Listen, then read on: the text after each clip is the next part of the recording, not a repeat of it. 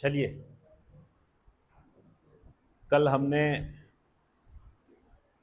गरीबी की थी, उसके तहत मैंने आपको कुछ बातें बताई थी। अब मैंने आपको कल कहा था कि गरीबी और बेरोजगारी एक दूसरे से मिलते जुलते हैं। इनकी जो योजनाएं होती है वो एक दूसरे से संबंधित होती है, चाहे नरेगा हो, चाहे प्रधानमंत्री गरीब कल्याण रोजगार योजना हो, जो भी हो, वो सब इससे रिलेटेड होती है। आइए, तो इसी क्रम में हम अब स्टार्ट करते हैं बेरोजगारी।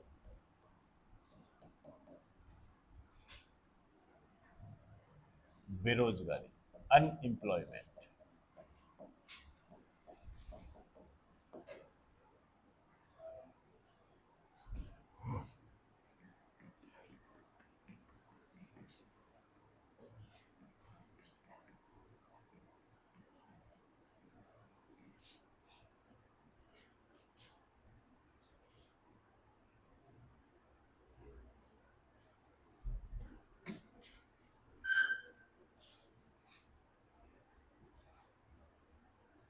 अब यार, ये आदमी जब से हमेशा यही पूछता है कि सर 6 तारीख को क्लास हुई थी क्या। इसको मैं हमेशा ये कहता हूँ कॉल कर लेना, ये कॉल नहीं करता साहब। ये अब यहाँ मैसेज करता है कि 6 तारीख को क्लास हुई थी, तो कल मैंने कहा था कॉल कर लेना आप। कॉल नहीं आया इसका। हाँ, नहीं, वो जो मैं बताता ना इसको, भाई क्या बात हुई थी, अब मैं यहाँ कैसे लिखूं इसको। कल को ये पता नहीं मेरे से क्या पूछेगा। इसको अच्छा भला कल मैंने कहा था कि है ना, आप मेरे को कॉल कर लेना क्लास के बाद, यूट्यूब पे डाल दिए वैसे, लेकिन फिर भी आप कॉल कर लेना। मैं कॉल नहीं की। आजकल तो वो बैलेंस का चक्कर भी नहीं है, जवाब मैं भी नहीं देता इसको। पता नहीं बेटा हुई थी कि नहीं हुई थी, देखना पड़ेगा अभी।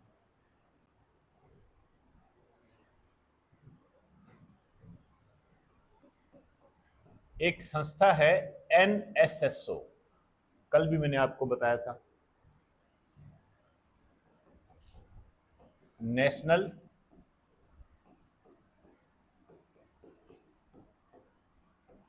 Sample survey office. ये ध्यान रखना आप, ठीक है ना। ऑफिस, ऑर्गेनाइजेशन मत कर देना इसको। अब ये क्या कहता है,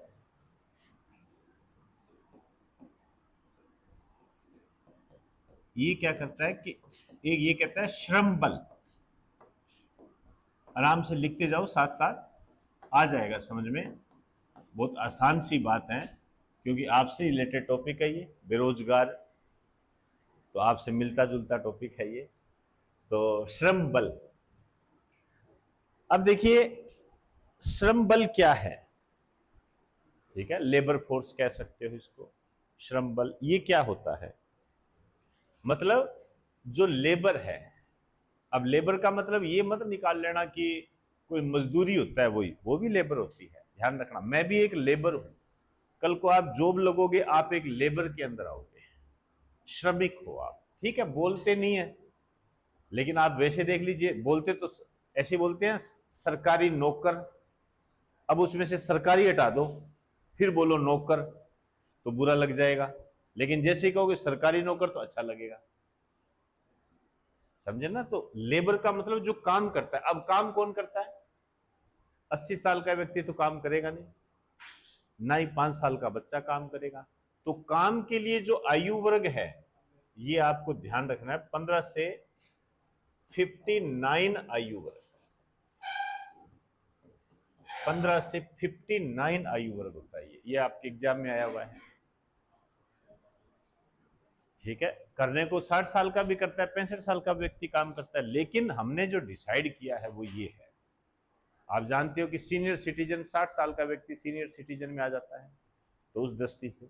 लेकिन कईयों का आयु वर्ग 65 वर्ग भी होता है, 67 वर्ग भी होता है, काम करते हैं वो, ये है। अब इस आयु वर्ग में यदि कोई काम कर रहा है, मतलब वर्किंग में है, काम कर रहा है, तो इसे हम क्या कहेंगे, कार्यबल। इसको कहा जाता है वर्क फोर्स, मतलब वो काम में लगे हुए हैं, कार्यबल होगा वो, ठीक है ना, जो काम में लगे हुए हैं। भाई जैसे मैं काम में लगा हुआ हूं तो मैं कार्यबल में आ गया, समझे ना। अब इस आयु वर्ग में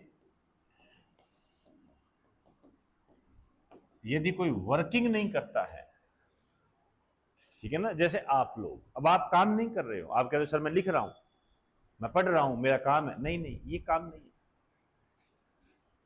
काम तो वो होगा जिससे एक प्रोडक्शन होगा, उत्पादन होगा। आप तो अभी जो चल रहे हो, आप इन्वेस्टमेंट के दौर में चल रहे हो। अभी आप पर आपके माता पिता ने निवेश किया हुआ है। अब आप आगे जाके नौकरी लगोगे, फिर एक हिस्सा बनोगे उत्पादन का, समझे ना बात को। अभी आपको नहीं, कार्यबल नहीं कह सकते। तो ये जो होता है, जो वर्किंग नहीं करता है, वो होता है बेरोजगार, अनएम्प्लॉयमेंट।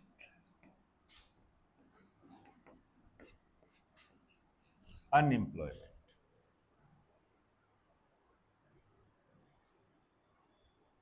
बेरोजगार। चले, अब ये जो बेरोजगार है, इस बेरोजगार की स्थिति को हम क्या कहते हैं?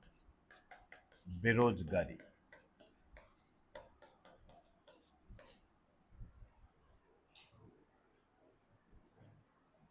समझ गए मेरी बात का अर्थ?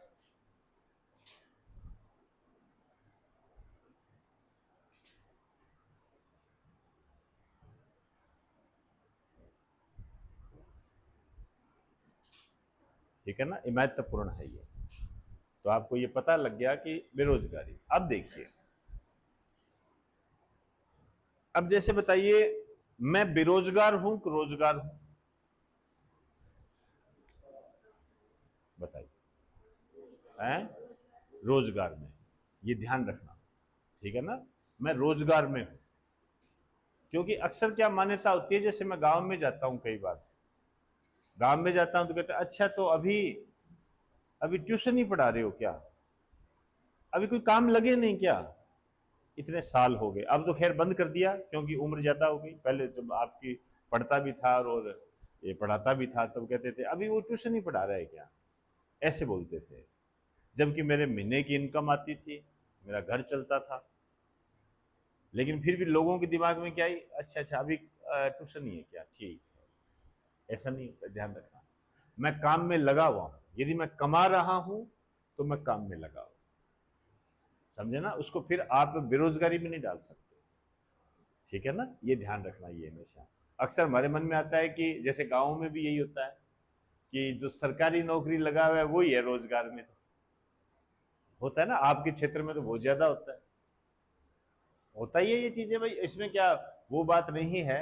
भाई हम अपने जहां हम रहते हैं, हम उस माहौल में रहेंगे और उस माहौल की बात हम करेंगे, और जो जायज भी है, सही भी है।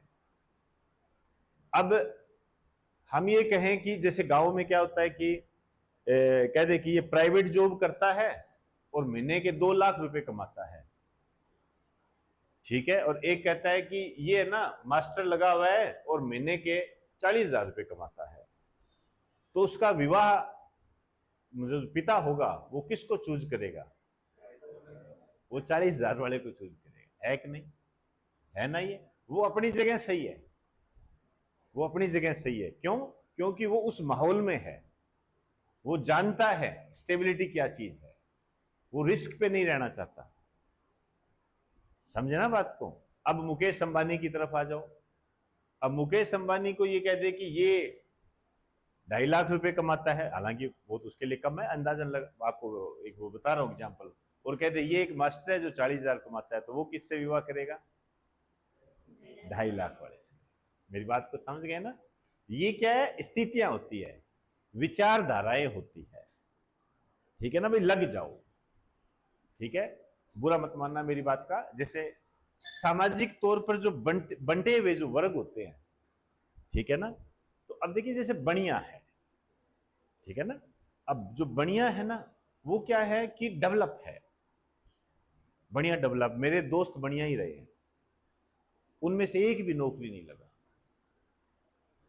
एक भी नौकरी नहीं लगा। और जब मैंने उनसे पूछता यार नंबर, उस टाइम की बात करें, ग्रेजुएशन 12वीं की बात करें, उस टाइम की, जो मेरे टाइम में तो बहुत ज्यादा होते थे, उस टाइम 76%, 77% उनके नंबर आए। आज कुछ नहीं है 76 है, लेकिन आज भी है, लेकिन उस टाइम सोचिए कितने होते हैं। तो हम ये सोचते थे ये तो कोई डॉक्टर इंजीनियर बनेगा ही बनेगा भाई, और उन्होंने दुकान खोली, और आज वो दुकान करते हैं और खुश है, और दोस्त है, इसलिए वो स्पष्ट बात बता देते हैं।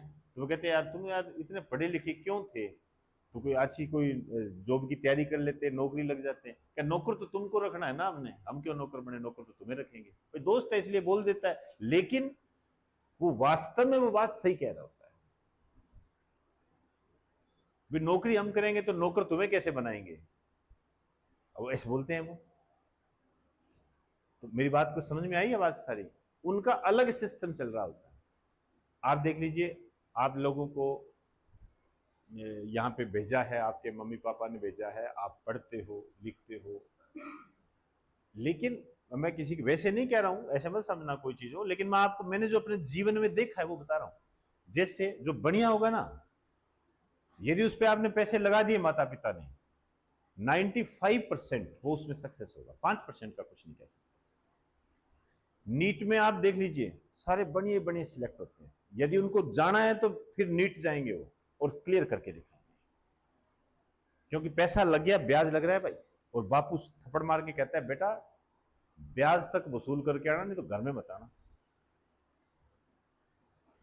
ये चीज अपने क्या कहते हैं, ठीक है यार जमीन है कोई बात नहीं देख लेंगे, अपने ऐसे गर्दन मारनी आती है अपने, कारण होता है, इसको बुरा मानने की बात नहीं है ये। इसी कारण से क्या है, हम स्टेबिलिटी पसंद करते हैं।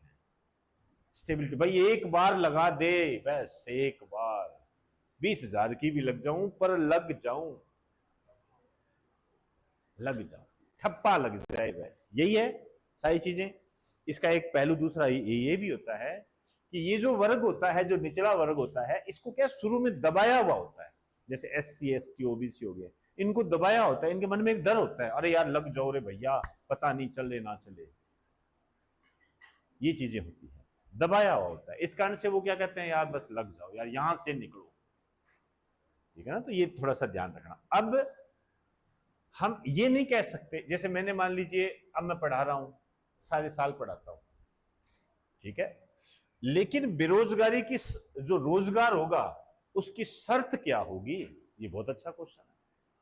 20 साल में कितने दिन वो काम करे कि वो रोजगार कहलाए, ठीक है। तो एक लाइन लिख दीजिए, नीचे स्टार डाल के लिखिए, ये बहुत इंपॉर्टेंट है। पूर्ण रोजगार का मानक वर्ष, standard year of complete employment, पूर्ण रोजगार का मानक वर्ष 273 दिन 18 घंटे, फिक्स है, ये ध्यान रखना।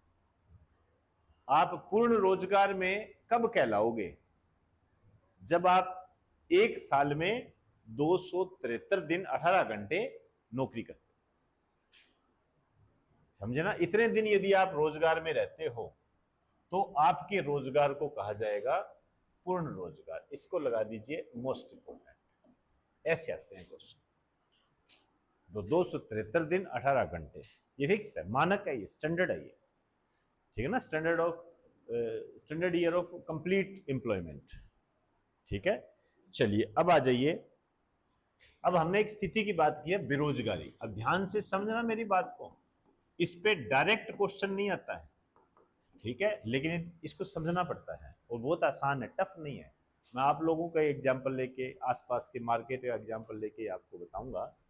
तो बेरोजगारी क्या होती है, सबसे पहले तो लिखिए अर्थ। अर्थ,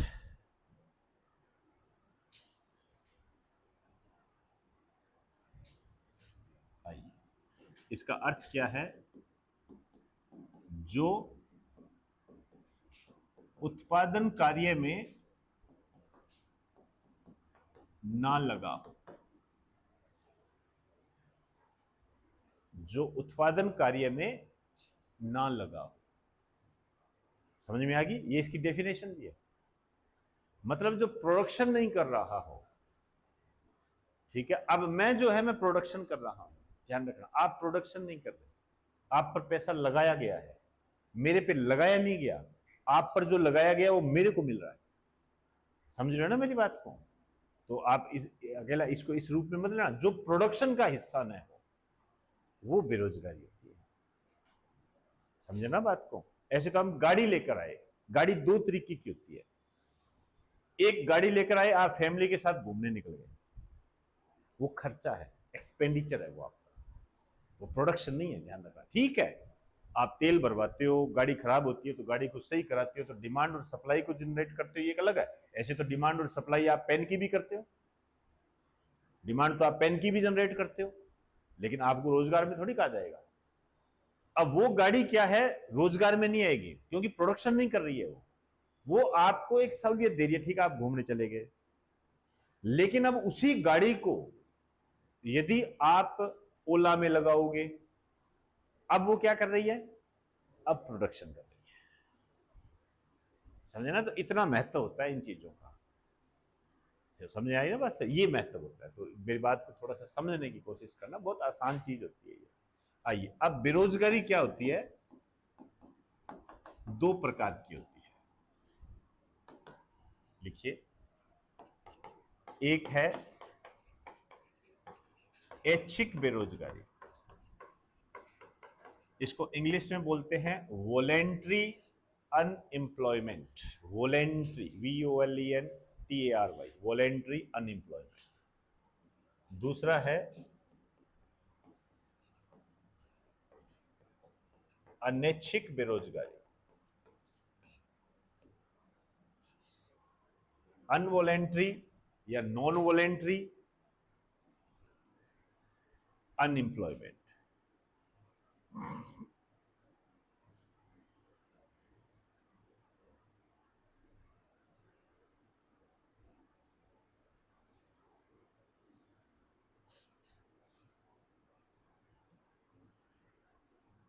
चलें, अब देखिए ऐच्छिक, ऐच्छिक क्या है, वॉलेंट्री, इच्छा।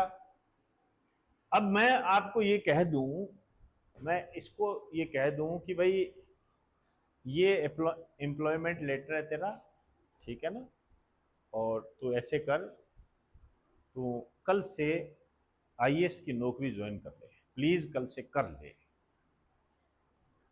ठीक है, अब ये कहते नहीं नहीं IAS मेरा मूड नहीं है, कल मैं रक्षाबंधन पे जा रही हूँ, फिर कृष्ण जन्माष्टमी, बाद में बताऊंगी सर, अभी कुछ नहीं। ये ऐच्छिक बेरोजगारी, काम मिल रहा है लेकिन काम करने की इच्छा नहीं है, वो ऐच्छिक बेरोजगारी होती है। होता है ऐसा, ध्यान रखना। आप कहीं सोचोगे सर ऐसे कहां होता है, ऐसा होता है, ध्यान रखना, ऐसा होता है। तो ये कब होता है, जब हम, जैसे आप में से कई बार मेरे पास बच्चे आते हैं, कई फोन आते रहते हैं, कहते हैं सर हमें 4-5 साल हो गए पढ़ाई करते करते, लेकिन हमारा सिलेक्शन नहीं हो रहा है, लेकिन सर मेरे को मैथ बड़ी अच्छी आती है, या मेरे को GPA अच्छा आता है, रीजनिंग अच्छी आती है, सर थोड़ा इंग्लिश मेरी अच्छी आती है, मेरे को, मैं बच्चों को पढ़ा सकता हूँ, तो मुझे कहीं थोड़ा सेट कर सको तो कर दो। तो आसपास जो हमारे कलिंग होते हैं, जानकारी में होते हैं, तो उनको कह देते हैं भाई कुछ यदि आपको रिक्वायरमेंट है तो बता दो। तो रिक्वायरमेंट होती है तो हम उनको बता देते हैं कि हाँ भाई ठीक है सर, का भेज देना, कोई बात नहीं, देख लेंगे। मैंने कहा देख लेना भाई, आप अपने हिसाब से 1-2 दिन बच्चों के सामने इसको लाओ, देखते हैं पढ़ा पाता है तो आप अपने हिसाब से देख लेना, नहीं तो प्रॉब्लम सोल्विंग में देख लेना, जो भी है इसको करो सेट। ऐसा बहुत बार होता है। तो जब मैं, एक बार मैंने किसी को कहा कि भाई मेरा 7 बजे चले जाना, तो वो क्या कहता है, सर 7 बजे तो मैं उठता ही नहीं, मैं 2-3 बजे तक पढ़ता हूं, तो 7 बजे उठता नहीं, कोई और टाइम बताओ। इसका मतलब ऐच्छिक बेरोजगारी, समझे ना बात को? ये ऐच्छिक बेरोजगारी होती है। तो इसमें लिख दीजिए। हाँ, एक चीज और ध्यान रखना, यहां मैं एक शब्द इस्तेमाल करूंगा, आपको इंग्लिश वगैरह सब बता देता हूं, श्रमिक। श्रमिक का मतलब लेबर,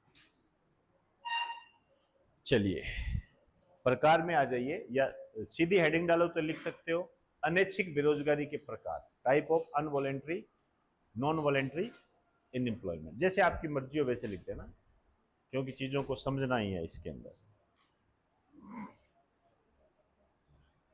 अनैच्छिक बेरोजगारी के प्रकार।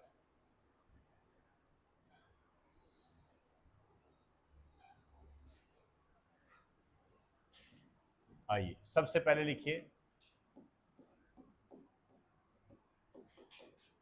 संरचनात्मक बेरोजगारी। संरचनात्मक बेरोजगारी, स्ट्रक्चरल अनएम्प्लॉयमेंट।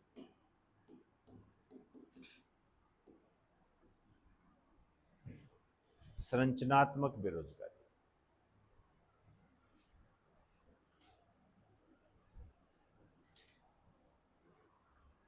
आइए लिखिए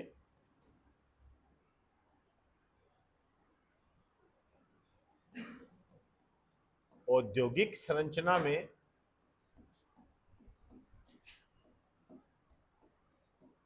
परिवर्तन के कारण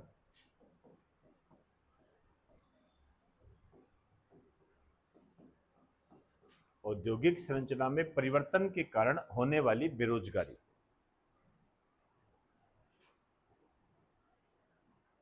औद्योगिक संरचना में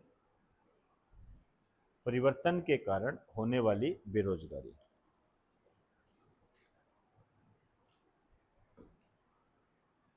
परिवर्तन के कारण होने वाली बेरोजगारी। नेक्स्ट लिखिए किसी अर्थव्यवस्था में 2 से 3% तक, किसी अर्थव्यवस्था में 2 से 3% तक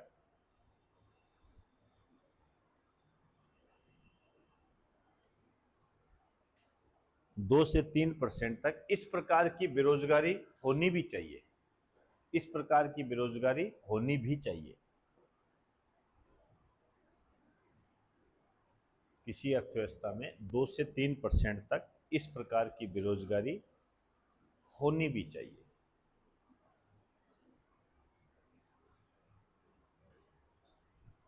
आइए फिर लिखिए भारत में मुख्य रूप से, भारत में मुख्य रूप से, मुख्य रूप से बेरोजगारी का यही स्वरूप होता है। भारत में मुख्य रूप से बेरोजगारी का यही स्वरूप होता है।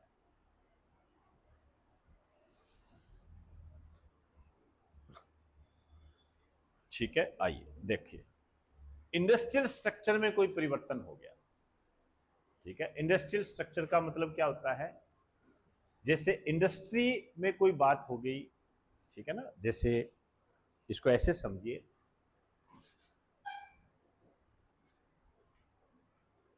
रोबोट आ गए। ठीक है, अब रोबोट आ गया और वो रोबोट क्या करता है, आज दूसरे देशों की बात करोगे तो रोबोट आजकल साफ सफाई ये करने लग गए। ठीक है, अब ये सारे करने लगे, साफ सफाई वगैरह सब करने लग गए। तो मैं यहां रोबोट ले आया, तो क्या मुझे सफाई वाले को रखना पड़ेगा क्या? नहीं रखना पड़ेगा, सिंपल सी बात।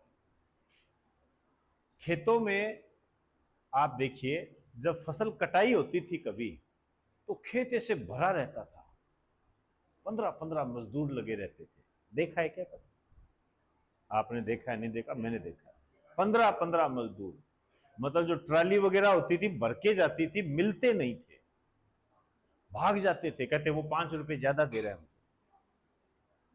ऐसा होता था। क्या आज है?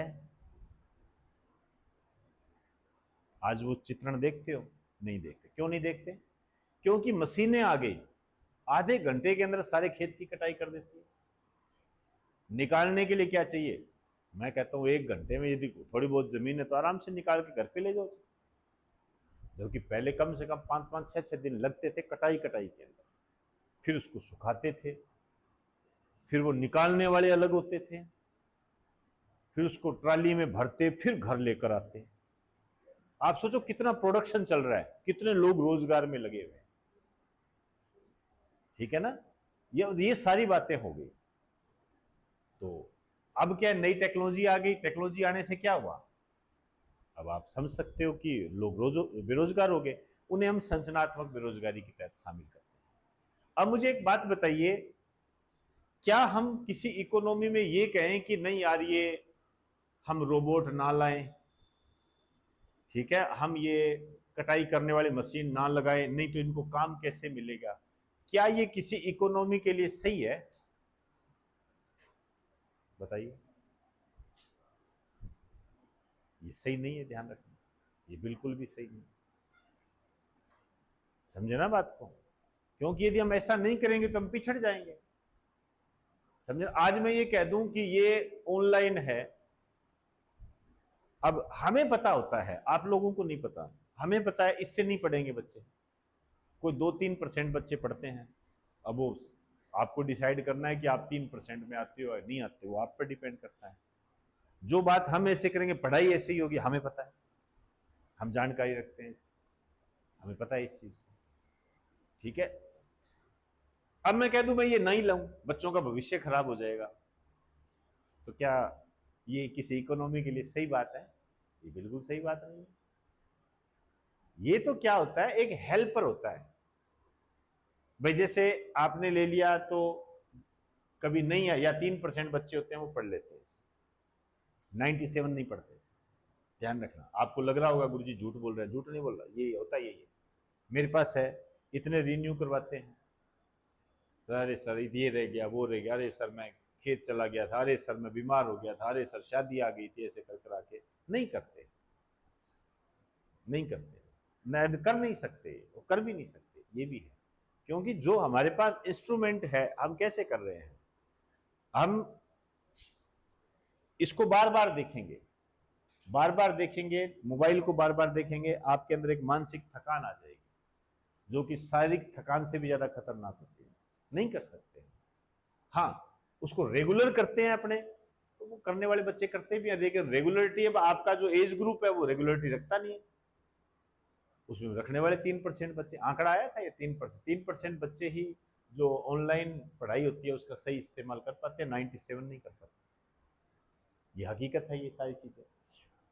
लेकिन अब वही बात मैंने कही कि मैं इसको बंद थोड़ी कर सकता हूं, समझे ना बात को, तो ये आपको थोड़ा सा ध्यान रखना है इस चीज में। तो आप जैसे ऐसे लिख दीजिए, जैसे जैसे टेक्नोलॉजी के कारण, एक शब्द में ही समझ में आ जाएगा आपको, जैसे टेक्नोलॉजी के कारण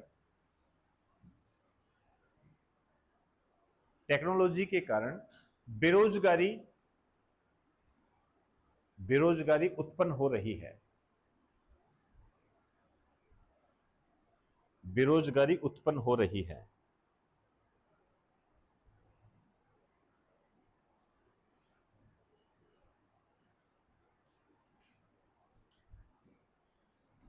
बेरोजगारी उत्पन्न हो रही है, लेकिन लेकिन अर्थव्यवस्था के लिए टेक्नोलॉजी आवश्यक भी होती है। क्या मेरी बात ये समझ गए? जहां समझ में ना आए पूछ लेना।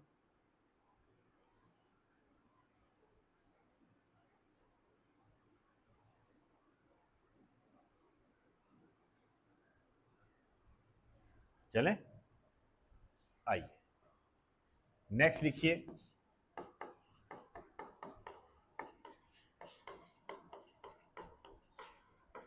शिक्षित बेरोजगारी,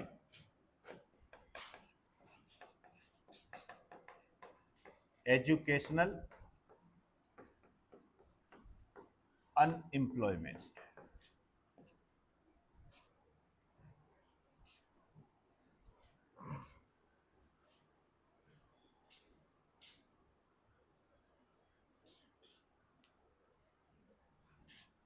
एजुकेशनल अनएम्प्लॉयमेंट, ठीक है ना, इसमें लिखिए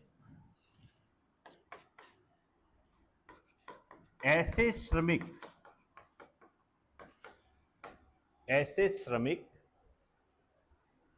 जिन्हें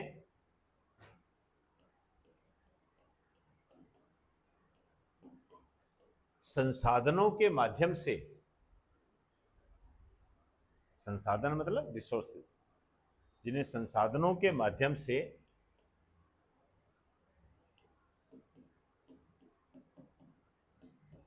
प्रशिक्षित, प्रशिक्षित मतलब ट्रेंड, जिन्हें संसाधनों के माध्यम से प्रशिक्षित किया जाता है,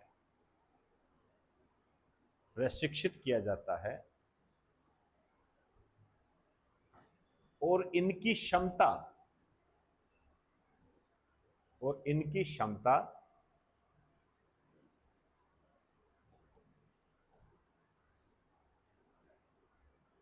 अन्य श्रमिकों से, और इनकी क्षमता अन्य श्रमिकों से अधिक भी होती है,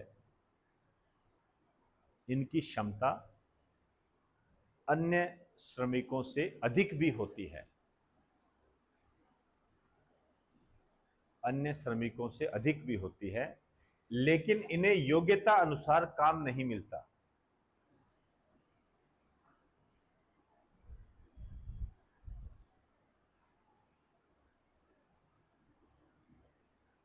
लेकिन इन्हें योग्यता अनुसार काम नहीं मिलता।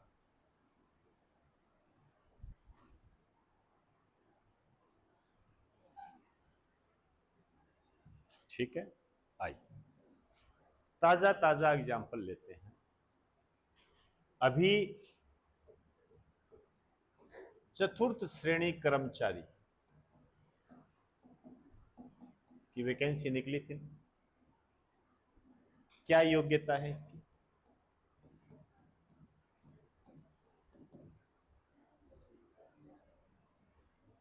अरे भाई बताओ, फॉर्म भरा हुआ है आप लोगों ने, हैं?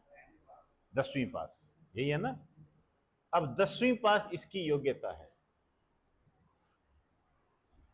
आप में से ऐसे कितने बच्चे हैं जिन्होंने ये फॉर्म भरा है? लगभग सभी ने भरा है। आपकी योग्यता क्या है? बीएससी है।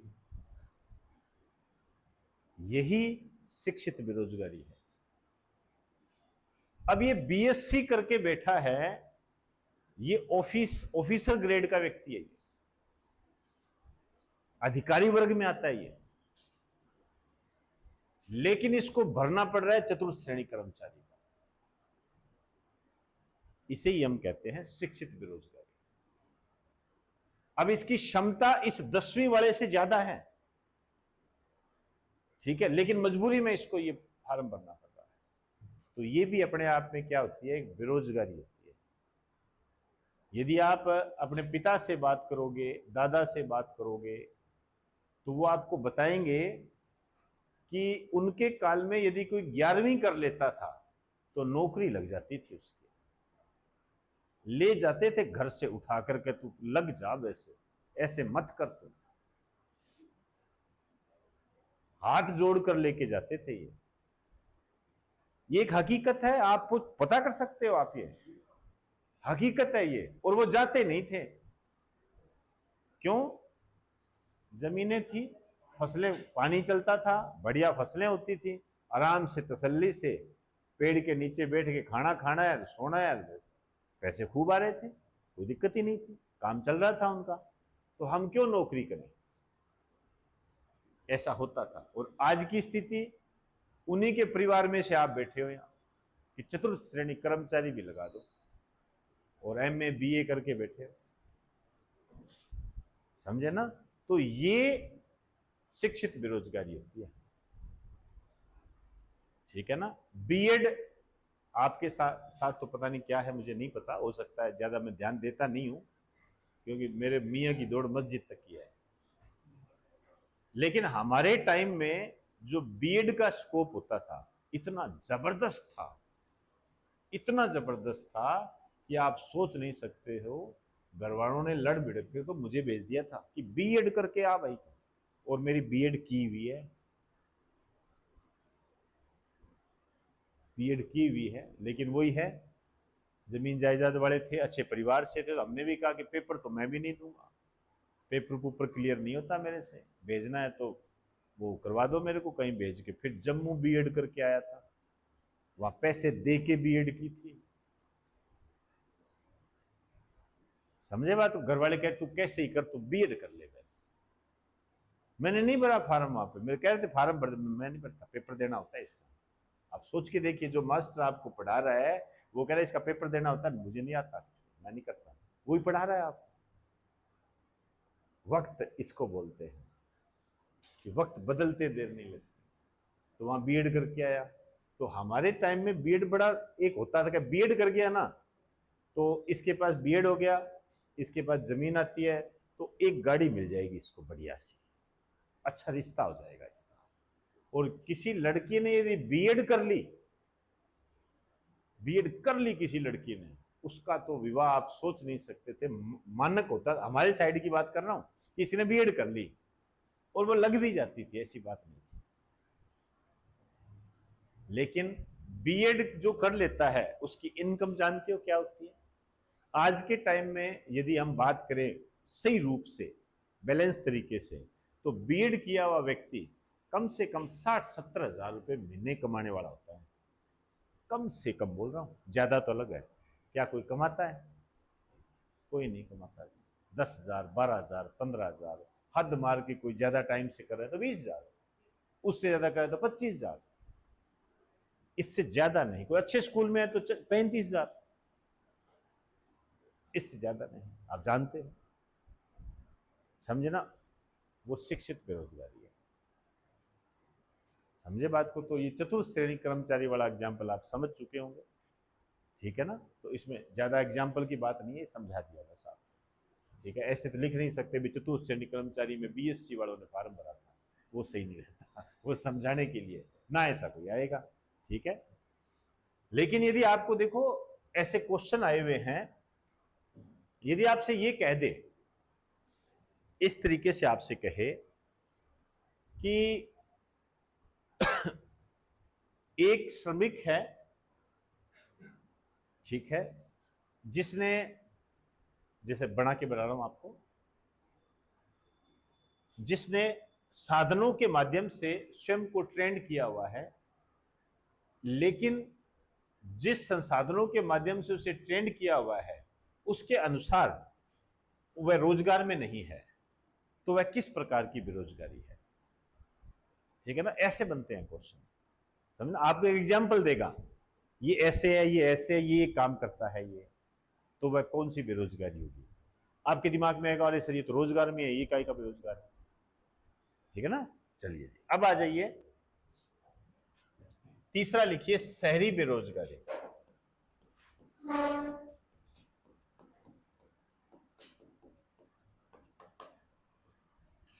शहरी बेरोजगारी,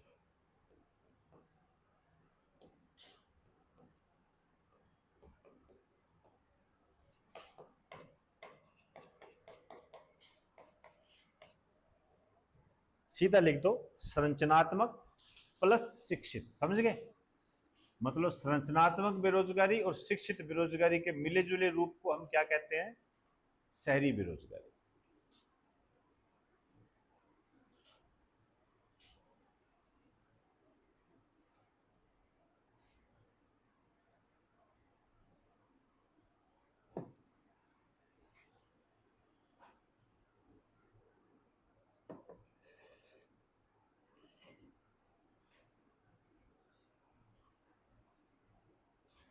चले आओ, क्या इन तीनों में कोई दिक्कत है किसी को? चलो समझ के करना बेटा, ये समझदारी वाले हैं। मैंने जैसे आपको एग्जाम्पल बता, एग्जाम्पल बना के क्वेश्चन, ऐसा क्वेश्चन नहीं आएगा कि शिक्षित बेरोजगारी क्या होती है, ठीक है? आ जाएगी तो सब कर लेंगे, ठीक है? अब जैसे इसमें औद्योगिक संरचना में परिवर्तन के कारण निम्न में से कौन सी बेरोजगारी होती है? 3 क्वेश्चन हो गए। निम्न में से वह कौन सी बेरोजगारी है जिसका अर्थव्यवस्था में होना भी आवश्यक है? ठीक है ना? वह कौन सी बेरोजगारी है जो भारत में मुख्य रूप से पाई जाती है? संरचना, ऐसे बन जाती है, ठीक है? वो आसान टाइप के होते हैं। अब चौथी बेरोजगारी लिखिए,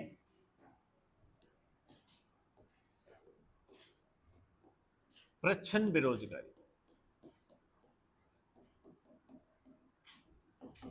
इसको लगा दीजिए मोस्ट इंपोर्टेंट, ये है आपके काम की चीज, इस पे बहुत क्वेश्चन आते हैं। प्रच्छन्न बेरोजगारी, और खतरनाक भी बहुत है। इसको बोलते हैं डिस्गाइज्ड अनएम्प्लॉयमेंट। Disguised unemployment.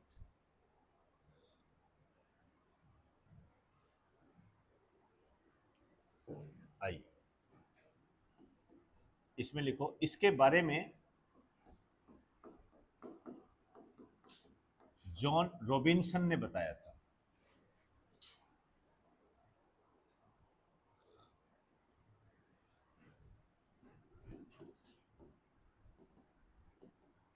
इसका जो अन्य नाम होता है छुपी हुई बेरोजगारी।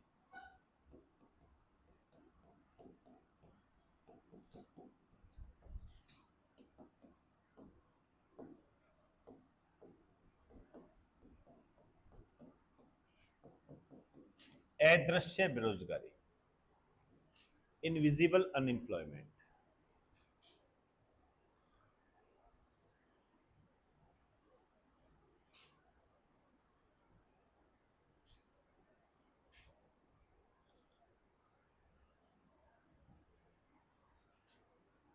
इनविजिबल अनएम्प्लॉयमेंट, ठीक है, छुपी हुई बेरोजगारी। इसमें लिखो, इसमें लिखो, इस बेरोजगारी में, इस बेरोजगारी में श्रमिक, इस बेरोजगारी में श्रमिक काम में तो लगे रहते हैं, इस बेरोजगारी में श्रमिक काम में तो लगे रहते हैं, लेकिन वास्तव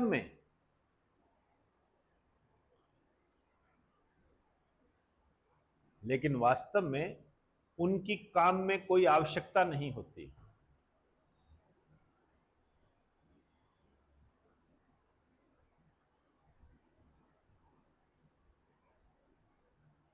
वास्तव में उनकी काम में कोई आवश्यकता नहीं होती। मतलब हमें दिख रहा है ये काम कर रहा है, लेकिन वास्तव में उसकी काम में कोई आवश्यकता नहीं होती है। ठीक है ना।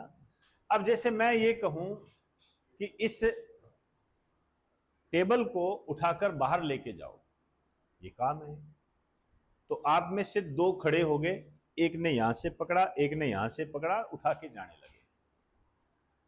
ठीक है, बीच में ये खड़ी होगी, इसने भी थोड़ा सा हाथ लगा दिया। ठीक है, अब वो दो ले जाते, इसको काम हो जाता। अब ये चाहे हाथ लगाती चाहे नहीं लगाती, मेज वहां जरूर जाता। तो अब हमें लग रहा है ये काम में लगी हुई है, लेकिन वास्तव में इसका कोई योगदान नहीं है। ये छुपी हुई बेरोजगारी होती है। जैसे हम कहते हैं ना कि जैसे कई बच्चे आवारा हो जाते हैं, आवारा हो जाते हैं तो उनको क्या कहते हैं, इसको भगाओ, इसको खेत भेजो। अब उसको खेत भेज देते हैं, कोई योगदान नहीं है। अब हमें लग रहा है खेत गया है, वो वहां खड़ा है, लेकिन उसका प्रोडक्शन में कोई योगदान नहीं है, उल्टा खराब ही करेगा। ये छुपी हुई बेरोजगारी होती है, प्रच्छन्न। हमें लग रहा होता है ये काम कर रहा है, होते हैं ना कि कहां गया था, मार्केट गया था यार, क्या करने गया था, WTP घूमने गया था। समझे बात को। ये चीजें हैं। अब देखिए होता क्या है, जैसे 10 श्रमिक है, ठीक है, इन्होंने कोई काम किया और इन्होंने काम के फलस्वरूप 20 लाख रुपए कमा लिए। ठीक है, अब दो श्रमिक और मिल गए कि यार हमें भी ले लो यार, क्यों कर रहे हो। दो श्रमिक और आ गए, अब 12 हो गए। इन्होंने काम किया तो भी 20 लाख कमाएंगे। समझे बात को। तो ये दो क्या हो गए, ये छुपी हुई बेरोजगारी के शिकार है। समझ में आई बात सारी। ठीक है ना। इसको जो हम बोलते हैं, ठीक है ना, इसको हम बोलते हैं, एक शब्द होता है, रुक जाना एक बार, सीमांत उत्पादकता। शायद मैं इसका इंग्लिश लिखूंगा तो आप अच्छे तरीके से समझ पाओगे। Frontier productivity. फ्रंटियर, फ्रंटियर क्या होता है? रुक जाओ एक बार, 2 मिनट मेरी बात को सुन लो, बहुत शानदार चीजें आई हुई है। फ्रंट, ये मेरे फ्रंट में खड़ा है, क्या मतलब होता है? या मेरे पास खड़ा है, या मेरे पीछे खड़ा है, या आगे खड़ा है, यही है भाई, खड़ा है, मेरे खड़ा है। इसका मतलब मेरा तो सहयोगी हो गया ना। मैं कहूं कि ये मेरे साथ खड़ा है, तो बड़ा कौन हुआ? मैं कहूं कि ये मेरे साथ खड़ा है, तो मुख्य कौन हुआ? मैं ही हुआ ना मुख्य। वो मेरे साथ वो खड़ा है, क्योंकि मैं खड़ा हूं इसलिए वो खड़ा है। समझ रहे ना बात को? उसको फ्रंटियर बोलते हैं, सीमांत उत्पादकता। ठीक है। अब ये साथ में खड़े हैं, मतलब ये फ्रंट में है, ठीक है ना, ये फ्रंट में है। बताओ, ये जो फ्रंट में खड़े हैं, इन्होंने कितना उत्पादन किया है? बताओ।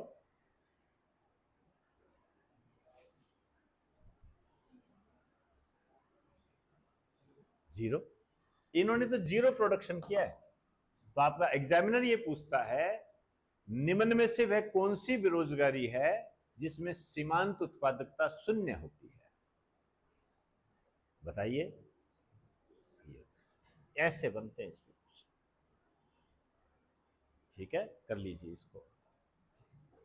आपको यदि आवश्यकता हो ना तो ऐसे एग्जाम्पल अपने आप लिख लिया करो, क्योंकि मैं तो देखो कई बार बोलता नहीं है, लेकिन जब मैं पढ़ता था ना, मैं जब आपकी तरह तैयारी करता था, तो हालांकि सर कभी नहीं कहते थे, लेकिन मैं लिखता जरूर था भाई, कच्ची पेंसिल से लिख लेता था, कई बार ऐसे साइड में बना लेता था, और इसका बहुत फायदा होता था मुझे, क्योंकि हम यहां से तो चले जाते हैं, बाद में फिर क्या इतना सारा मटेरियल होता है, पता नहीं लगता।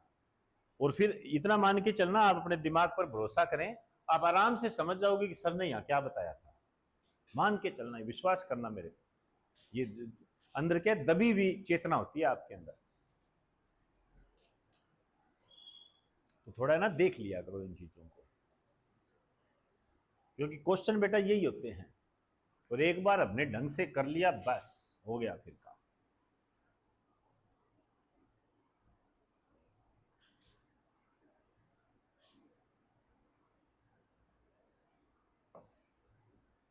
अब बाई चांस आपसे ये कह दे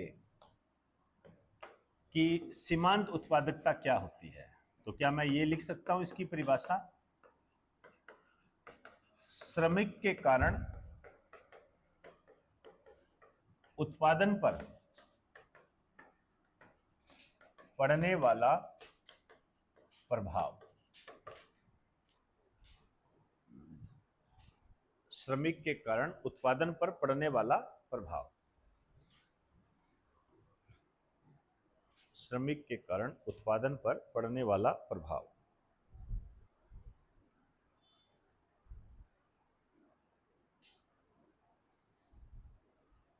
उत्पादन पर पड़ने वाला प्रभाव।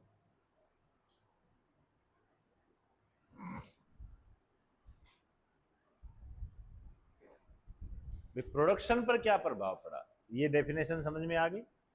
ठीक है। अब ज्यादातर क्या होता है, आपके एग्जामिनर ने ये पूछा कि मुख्य रूप से ये बेरोजगारी कहां होती है, ऐसे तो हर क्षेत्र में मिल जाएगी, लेकिन ज्यादातर ये जो बेरोजगारी होती है वो कृषि के अंदर देखी जाती है, खेती के अंदर। क्यों खेती के अंदर इसलिए देखी जाती है, क्योंकि खेती में जो काम होता है वो 8 महीने का ही काम होता है, ठीक है ना, बहुत कम अवधि का काम होता है ये। उसमें क्या होता है, जैसे बुआई आ गई, कटाई आ गई, या बीच में कोई छोटा मोटा काम हो गया, ठीक है, क्योंकि पौधा तो अपने आप उगेगा, अपने खींच के तो उगाने से रहे उसको, ठीक है ना। तो उस टाइम हम फिर क्या कर रहे होते हैं, ठीक है ना। जैसे आप यदि थोड़े समझदार हो, तो आप जैसे अपने काका को या अपने भाई बंधु को जो खेत में काम करता है, या आप जयपुर में आए हो, बड़ी सिटी में आए हो, उनके लिए बहुत बड़ी बात है, तो आप कहते हो काका यार आओ यार आपको जयपुर घुमाऊंगा, तो आपको क्या कहता है, अभी तो बुआई का टाइम है, ये खत्म हो जाए फिर आता हूं। समझे ना बात को? तो वो क्या होती है, ये आपकी छुपी हुई बेरोजगारी होती है। तो इसमें ये जरूर लिखें, और यही क्वेश्चन ज्यादा आता है कि प्रचंड बेरोजगारी मुख्य रूप से किस में पाई जाती है, तो कृषि क्षेत्र में होती है। तो यहां पर एक लिख दीजिए, जैसे मुख्य रूप से यह कृषि क्षेत्र में पाई जाती है, मुख्य रूप से यह कृषि क्षेत्र में पाई जाती है।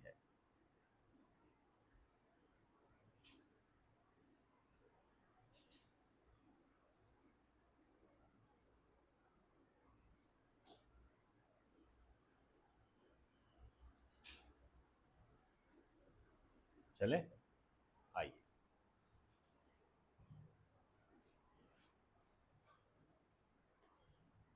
अब आइए, कौन सा नंबर है? 5। घर्षणात्मक बेरोजगारी।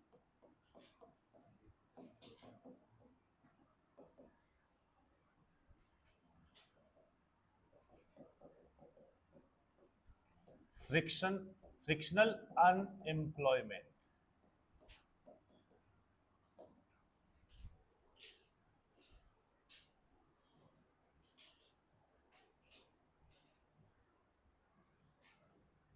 लिखिए, बाजार की स्थिति में परिवर्तन के कारण,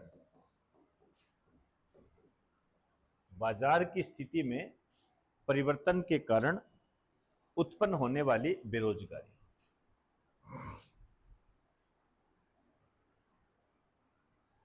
बाजार की स्थिति में परिवर्तन के कारण उत्पन्न होने वाली बेरोजगारी।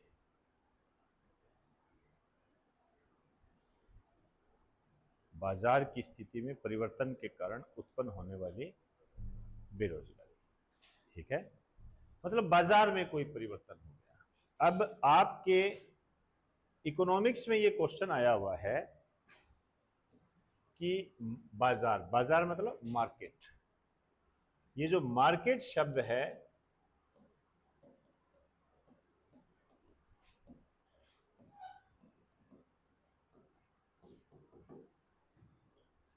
इकोनॉमिक्स में इसका अर्थ क्या होता है?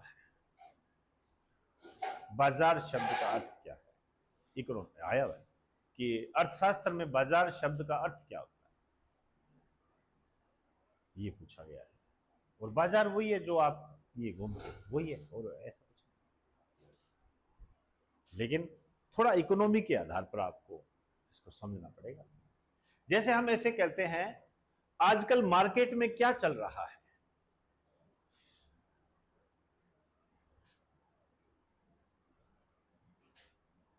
क्या चल रहा है? हैं? क्या चल रहा है? रक्षाबंधन है, रक्षाबंधन या 15 अगस्त। देखिए ध्यान से सुनो, देखो, अर्थव्यवस्था में अर्थ जो होता है, इसका अर्थ होता है कंपटीशन। वो कंपटीशन नहीं जो आप कर रहे हो, वो नहीं। हिंदी में इसको कहते हैं प्रतियोगिता। जैसे हर घर तिरंगा अभियान 2 अगस्त से 15 अगस्त तक, ठीक है ना, अखबार में आया था ये, बड़ा बड़ा लिखा हुआ, 2 अगस्त से 15 अगस्त तक हर घर तिरंगा अभियान। अब आपके एग्जाम में पूछ लेगा हर घर तिरंगा अभियान कब से कब तक चला था, फिर मम्मू भाई बैठे रहेंगे। ऐसे ही होता है, जब टीचर का कहना नहीं मानते हैं तो क्या करें, उसका क्या करें बताओ, हम क्या कर लेंगे? तो कंपटीशन होता है। अब मार्केट में क्या चलेगा? तिरंगा चलेगा। आप देखना, तिरंगे ही तिरंगे ऐसे मिलेंगे आपके वहां पर, लगा देंगे तिरंगे। अब आप उस तिरंगे को देखोगे, उसकी लागत होगी आपकी ज्यादा से ज्यादा हद मार के 15 रुपए। वो तिरंगा 15 रुपए का, मैंने ज्यादा बोला है 15 रुपए, ध्यान रखना। 15 रुपए लागत होगी, इससे ज्यादा लागत नहीं होगी। लेकिन वो तिरंगा आपको मिलेगा 150 रुपए में, 250 रुपए में, 100 रुपए में, कई बढ़िया बढ़िया और ज्यादा होंगे तो 500 रुपए में, 1000 रुपए में। लोग खरीदेंगे उसको, लोग खरीदेंगे उसको। आप देखना, अभी ताजा ताजा आ जाएगा, अभी 2-3 दिन की तो बात है। आप देखना, चाहे कोई मोटरसाइकिल पे लगा कैसे जा रहा होगा। वो देखा नहीं, वो राम मंदिर का उद्घाटन किया था, कितने राम मंदिर के वो बिके थे, चल रहा दिख नहीं रहा, बिड़ा दिया आगे, ले बैठा किसी को। रामचंद्र जी कह रहे यार मेरे को आगे मत लगा, आगे थोड़ा सा ढंग से दिखने दे। कहता ना ना ना आप हो ना। वो कहता है यार मैं ऐसे नहीं हूं, समझा कर मेरी बात को, मैं ऐसे नहीं कर सकता। अब यदि तू ढंग से चलाएगा नहीं तो भिड़ेगा ही तू। वो कहता ना ना आप हो ना, तो कहां भिड़ूंगा। फिर भिड़ता है। और फिर ये नहीं कहता रामचंद्र जी ने गलत किया, फिर कहता होनी को कौन टाल सकता है, फिर ये कहता है। तो समझे बात को। तो वो कंपटीशन आएगा तिरंगा वाला। क्या 16 अगस्त को 500 रुपए में तिरंगा मिल जाएगा? कोई लेगा ही नहीं। अब आज आप जाओ राखी लेने जाओ, ले लो ना साहब, ये ले लो ना। हाँ ले लो, कोई बात नहीं, ले लो आप। और एक राखी वाले दिन जाओ, 250 रुपए, 500 रुपए, 300 रुपए, ये चांदी लगी हुई है, इस पे टॉफी भी है। आप देखिए बच्चों के लिए अलग से वो बड़ी सी बना के वो, मतलब वो, हाँ लड़कियों के लिए अलग से आ रही है, ये पिंक कलर की है। हाँ स्पेशल आजकल तो ऐसा, ये भाभी के लिए, ये भाभी को ही बांधी जाती है, उसके लिए अलग से आ रही है। क्या देखो चीजें बन गई। इसे ही कहते हैं मार्केट। अब डिपेंड उस पर करेगा, है ना, बाजार की स्थिति में परिवर्तन। रक्षाबंधन आया, राखी की डिमांड हो गई। कृष्ण जन्माष्टमी आई, हांडी की डिमांड हो गई, हांडी तोड़ेंगे। समझे बात को। आप देखिए करवा चौथ का व्रत आता है, मैं तो इसी को ज्यादा जानता हूं। आज है क्या है? तो वो करवा चौथ कब होगा? तुम हो गया क्या? बता देना बेटा, कई बार दिक्कत आ जाती है। तो अब करवा चौथ का जो व्रत होता है, आप उस दिन मार्केट में जाओ, फ्रूट लेने जाओ, आप बताइए क्या होगा? उस दिन आप देखो 100 रुपए किलो, 150 रुपए किलो, 300 रुपए किलो फ्रूट मिलेंगे इतने। तो ये क्या, डिमांड और सप्लाई। सारे फ्रूट लेने जा रहे हैं, दे दे भाई, लेने ही पड़ेंगे उस दिन, क्योंकि घर पे ले जाना जरूरी है। आप कह ही नहीं सकते भी भूखी रहेगी, रह ले, दिक्कत आ जाएगी, और उसको खरीदने ही पड़ेंगे। तो ये सब डिमांड और सप्लाई पर निर्भर करता है। क्या मेरी बात ये समझ गए? यदि मैं आपको एक लाइन लिखाऊं कि यह जो है मांग वह आपूर्ति पर निर्भर करता है, सही है गलत है? सही है ना? लिख दीजिए, या डिमांड व सप्लाई पर निर्भर करता है। चीजों को समझ के करना।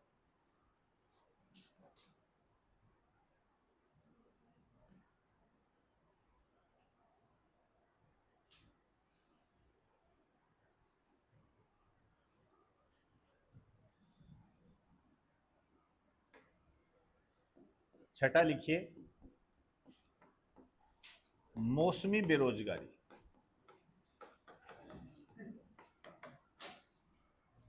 मौसमी बेरोजगारी आप क्या बोलते हो?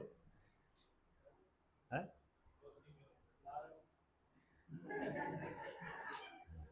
नहीं, वो हम बोलते हैं, वो शब्द गलत होता है। मौसमी, ये आप उसको मौसमी मत, वो मुसम्मी होता है।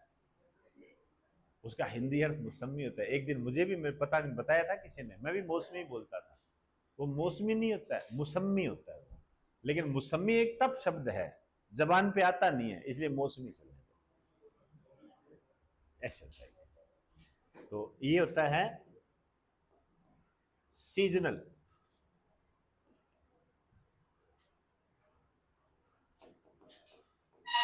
Seasonal unemployment.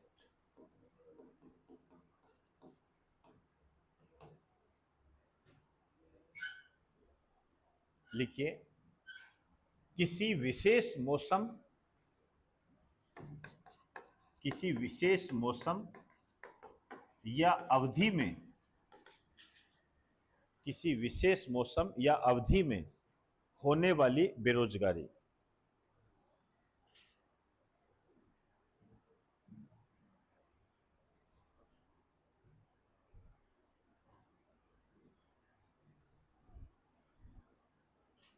जैसे अभी मैंने आपको बताया था, ठीक है, मुख्य रूप से ये भी किस में देखने को मिलती है? कृषि।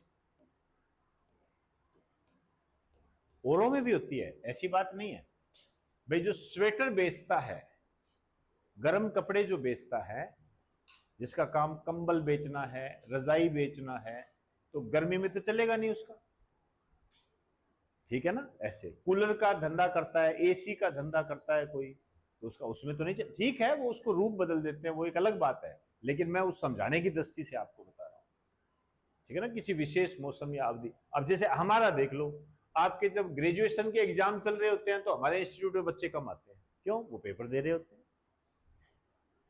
और जब छुट्टियां होती है तो आप देख लीजिए, भर जाता है। क्यों भर जाता है? क्योंकि बच्चे फ्री होते हैं, वो कहते हैं तैयारी कर लेते हैं। तो इसमें लिख दीजिए कृषि। एक बात जो अभी मैंने आपको थोड़ी देर पहले बताई थी, उसको आप जरूर लिखें।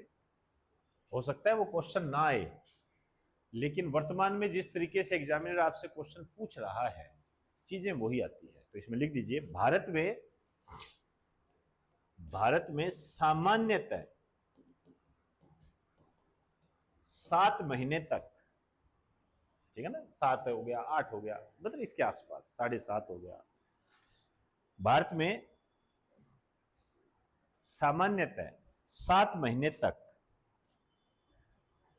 महीने तक ही कृषि में काम चलता है।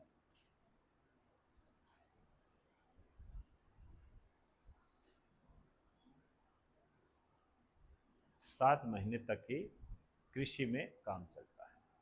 हो गई जी बात सारी।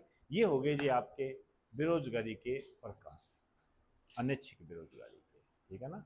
इसके आगे की बात कल करेंगे।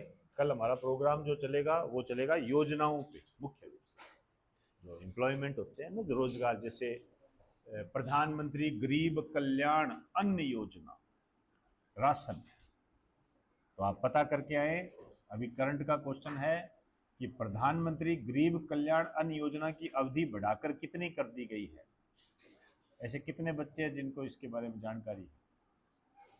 कई बार बताया मैंने, और मैंने ये आपको बात बताई थी जहां मैंने आपको SDG करवाया था, और मैंने कहा था इसको लिख लेना, बहुत इंपॉर्टेंट है ये। जहाँ SDG मैंने वो 17 लक्ष्य करवाए थे, गोल्स, सस्टेनेबल डेवलपमेंट गोल, वहाँ पर जब रोजगार की बात आई थी तब मैंने आपको बताया था कि प्रधानमंत्री गरीब कल्याण रोजगार योजना चल रही है, जो कि महत्वपूर्ण है। उसके साथ फोर्टिफाइड चावल दिया जाएगा। उसे मैंने आपको एक महीना और वर्ष लिखाया था, और मैंने उसको टिक भी करवाया था। अब आप उसको देखते हो नहीं देख, वो लिखा हुआ है ना, वो ठीक है, क्या लिखाया हुआ है? 2028, ठीक है ना, पहले 24 था, ठीक है ना। तो इसको फिर है ना, 24 था ना, तो इसी बजट में ये जो बजट आया है 2025 का, जो बजट आया ना, इस बजट उसकी अवधि खत्म हो रही थी और फिर उस अवधि को बढ़ा दिया गया, तो ये 2025 का क्वेश्चन बन गया ये। इसलिए मैंने कहा था वो इम्पोर्टेंट। कल और बात कर लेंगे पूरी योजना के बारे में।